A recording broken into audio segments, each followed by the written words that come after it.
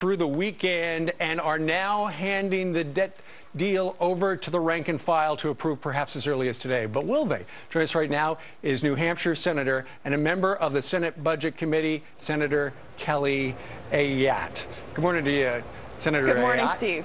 Nice to have you. I know you haven't seen all the details yet, but what does your gut tell you about how you're going to vote on this? Well, I really appreciate the work of the Speaker and our leadership in making sure that we avoid default. But one of the concerns that I have is that we're still on path to add, I think, close to $10 trillion to our debt in the next 10 years, even with the reductions in this deal. So I haven't seen the language yet. We're receiving a briefing from our leadership at 11. I'm going to look at this very, very closely. But I'm really concerned. I want us to do two things: avoid default and avoid downgrade.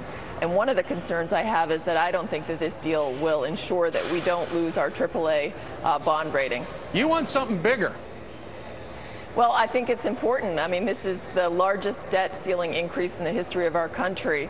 And we're on a path right now. We've heard it from the rating agencies, but we can see where we're headed.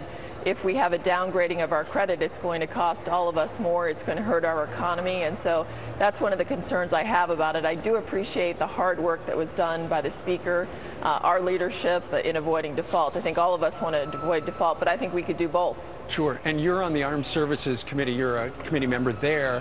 One of the things that, if this super committee gets together and they make some suggestions and they're not acted on, these triggers are going to hit the fan. And one of the triggers is, it sounds like half of the amount that they would have to extract would come from the Pentagon.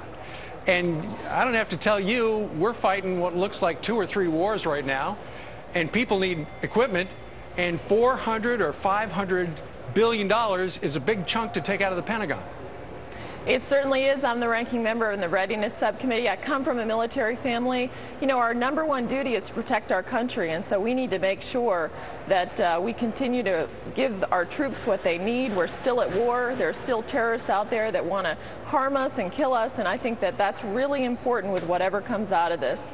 There's no question we can cut some things from defense, but we need to protect our country. Sure. And just one exit question. One of the things that members of the Tea Party were able to get out of the deal, the sweetener from John Boehner, was a vote on the balanced budget amendment. And I know the House and the Senate have got to vote no sooner than the 1st of October and by the end of the year.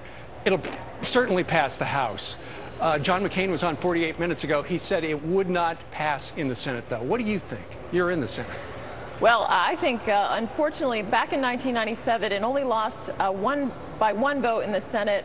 So right now, I'm hopeful that my Democratic colleagues will see it makes sense to balance our budget. Families do it, businesses do it, and only in Washington would the notion of balancing your budget be called extreme. Only in Washington, indeed. Senator, thank you very much for joining us today on Capitol Hill. We know you got a busy day and could be voting on this thing in no time. Thank you, man. Thanks. Take care. You bet. You as well. All right, next up.